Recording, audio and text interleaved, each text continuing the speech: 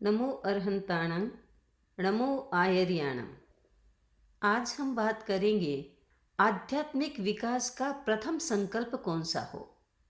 उत्तराध्ययन सूत्र के चौथे अध्याय की छठी गाथा में कहा गया है, सुत्ते सुयावी पड़िबुद्ध जीवी नवीस से पंडिये आसुपन्ने घोरा मुहूर्ता अबलम शरीरम भारुंड पक्षी वचरपमत्तो। इस गाथा में बताया गया है, आशु प्रज्ञ पंडित सोए हुए व्यक्तियों के बीच भी जागृत रहे, प्रमाद में विश्वास न करें। मुहूर्त बड़े घोर, बड़े निर्दयी होते हैं। ये शरीर दुर्बल है, इसलिए भारंड पक्षी की भांति अप्रमत्त होकर विचरण करे।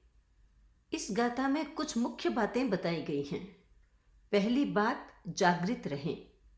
जैसे कीचड़ में कमल होता है, उस तरह संसार में लिप्त प्राणी हैं, उन प्राणियों के बीच रहता हुआ भी वो जागृत रहे। दूसरी बात, प्रमाद में विश्वास न करे। प्रमाद को अपने आचरण का पार्ट न बनाए। दो शब्द आते हैं, प्रमाद और आलस्य। आलस्य अलग चीज है, प्रमाद अलग चीज है। आपने कई बार अनुभव किया होगा कि आपका कुछ भी करने को मन नहीं कर रहा। कई बार ऐसी स्थिति थकान से भी होती है, और कई बार ऐसा होता है कि कोई भोजन में ऐसा पदार्थ खा लिया जाता है जिससे भीतर में आलस्य पैदा हो जाता है। कुछ करने को मन नहीं करता, शरीर बस पड़ा रहता है, पड़ा रहना चाहता है।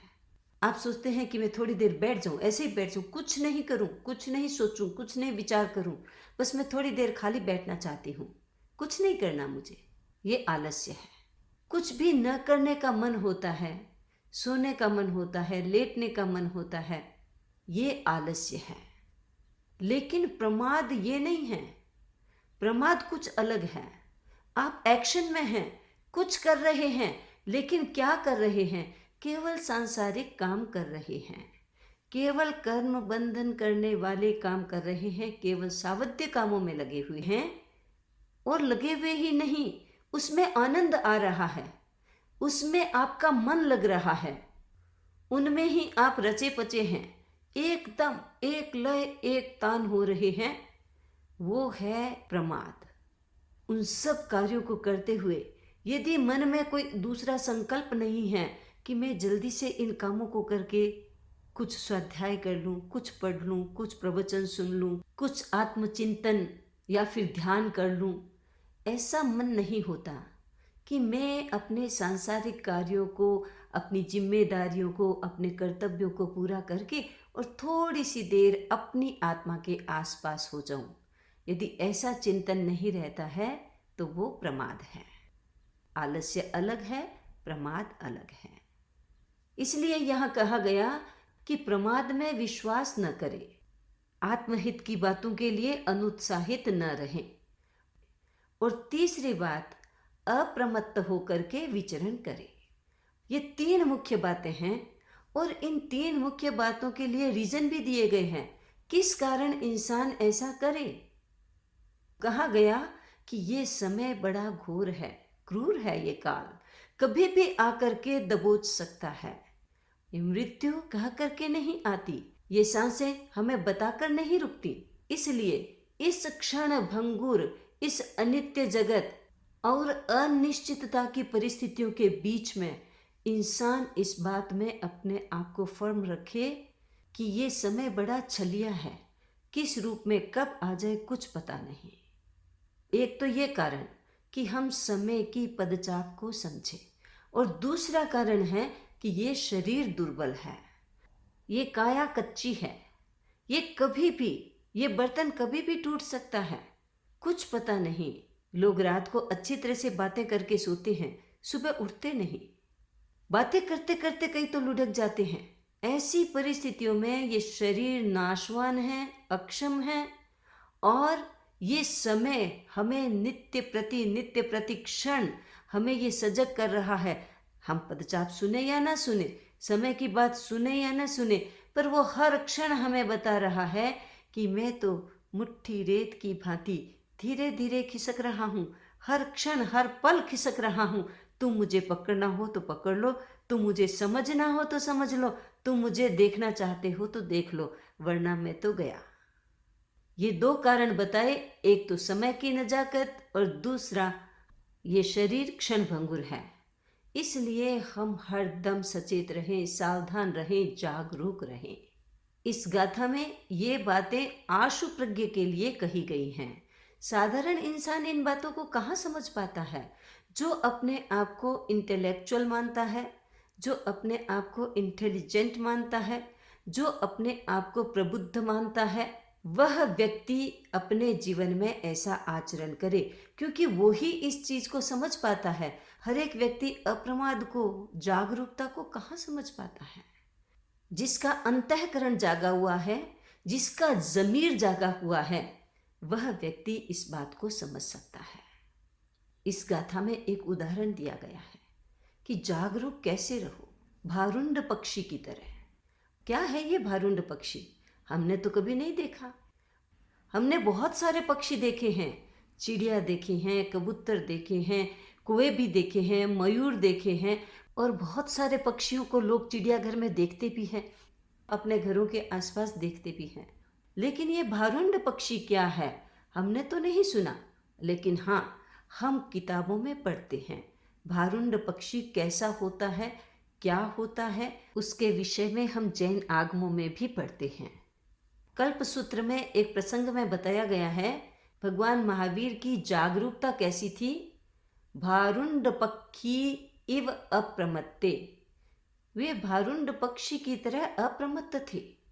वसुदेव हिंदी नामक ग्रंथ में भारुंड पक्षी का वर्णन देते हुए लिखा है, ये पक्षी रत्नद्वीप से आते हैं, उनका शरीर बहुत विशालकाय होता है और ये बाघ, रींछ आदि विशालकाय जानवरों का भक्षण करते हैं।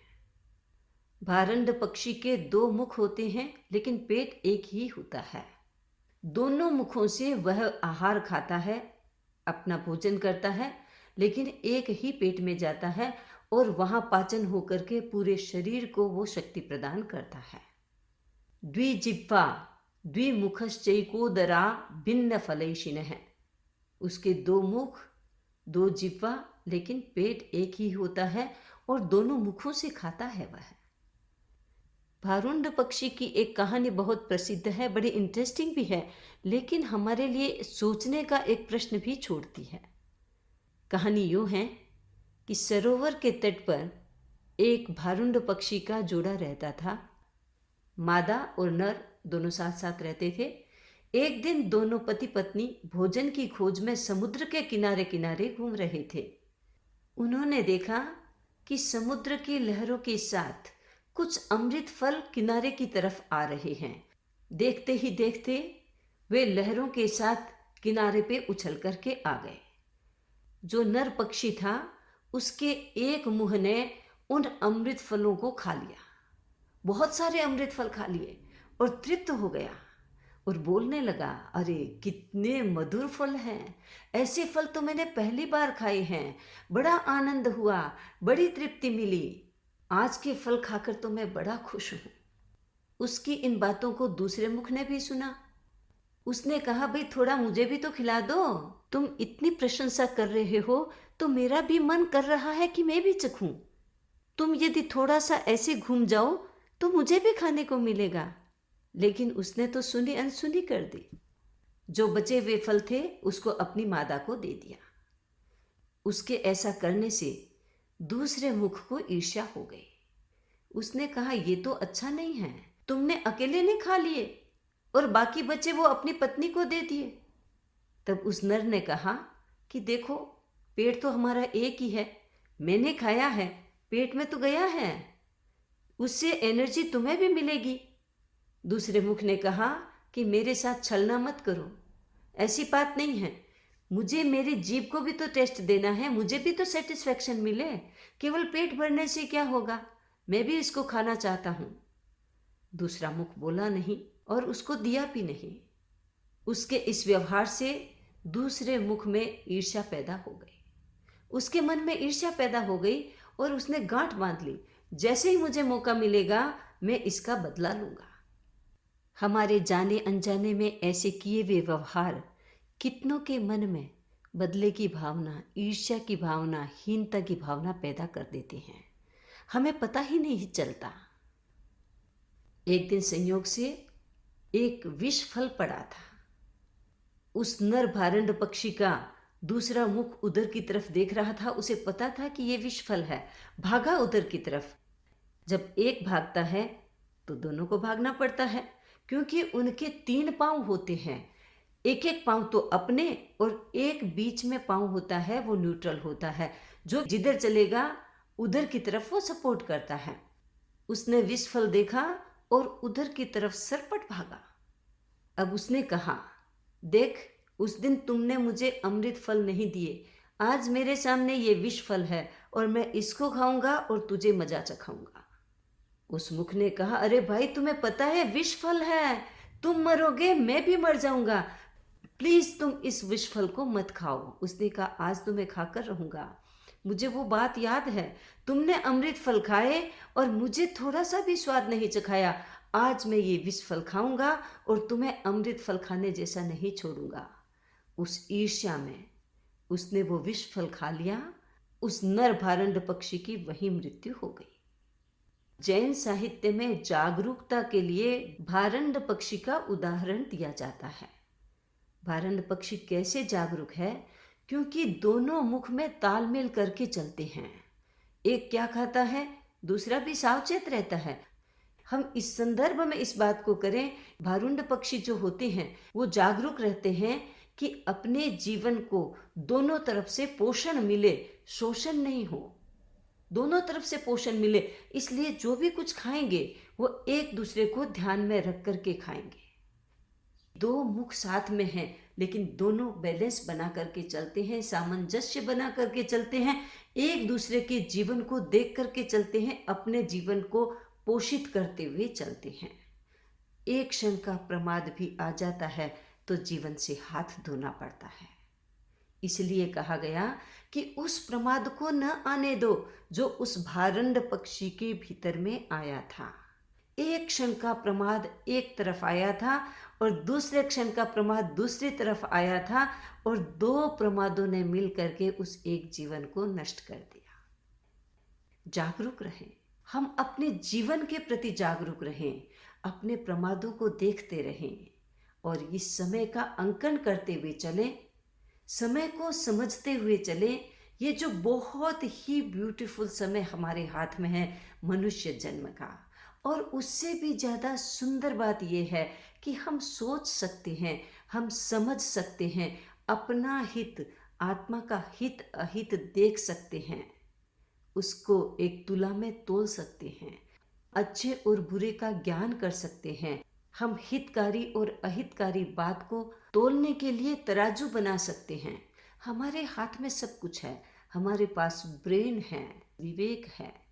इसलिए जब हमारे पास इतना सब कुछ है तो हम अपनी आत्मा को सम्मुख रख करके, मुख्य मान करके सभी कार्यों को करते हुए, सारे दायित्वों का निर्वाह करते हुए हम अपनी आत्मा के प्रति जागरूक जरूर रहें। हमारा प्रथम संकल्प यही हो कि हम जागरूक रहें। ये गाथा हमें इसी जागरूकता की प्रेरणा देती है, और जो व्यक्ति अप्रमत्त होता है वह अपने जीवन में यत्र तत्र बिखरे हुए आनंद के फूलों को बटोर सकता है, उन दुर्लभ क्षणों को जी सकता है।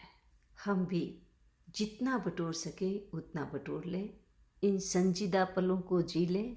इसी बात के साथ अपनी बात संपन्न करती हूँ। ओम अरहम।